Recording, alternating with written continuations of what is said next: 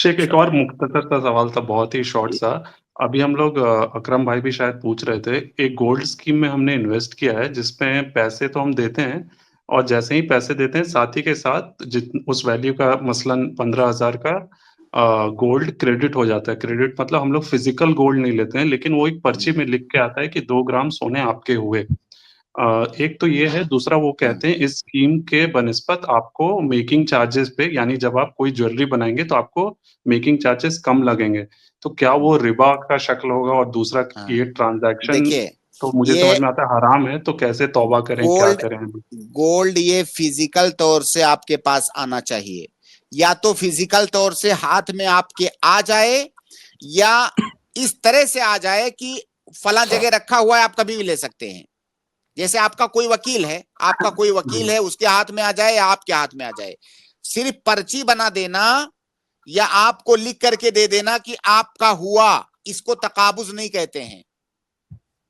इसको तकाबुज नहीं कहते। आप बताइए कि क्या आप उनसे अभी कहने लगे कि लाइए, मुझे अभी गोल्ड लाइए, मैंने 10 ग्राम की कीमत दिया है, मुझे अभी चाहिए गोल्ड, क्या आपको देंगे वो?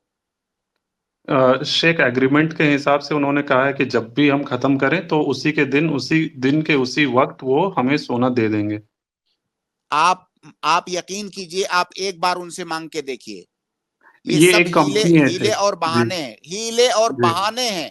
अगर जी, आप, मैं बताता हूं आपको, अगर आप गहराई में जी, जाएंगे ना, आप पाएंगे कि उस कंपनी के पास 1 ग्राम भी सोना नहीं होगा। ये सब जी, हवा हवाई बातें होती हैं, कोई सोना नहीं होता है। जी, इसलिए सोने में जरूरी है तकाबुज फिल मजलिस, ये जरूरी है। और ये जो डिजिटल गोल्ड अभी चल रहा है ना हिंदुस्तान में, डिजिटल गोल्ड का बिजनेस, उसमें इन्वेस्ट करना, ये बिल्कुल हराम है, सरासर हराम है। ये रिबा है, सूद की शक्ल है ये।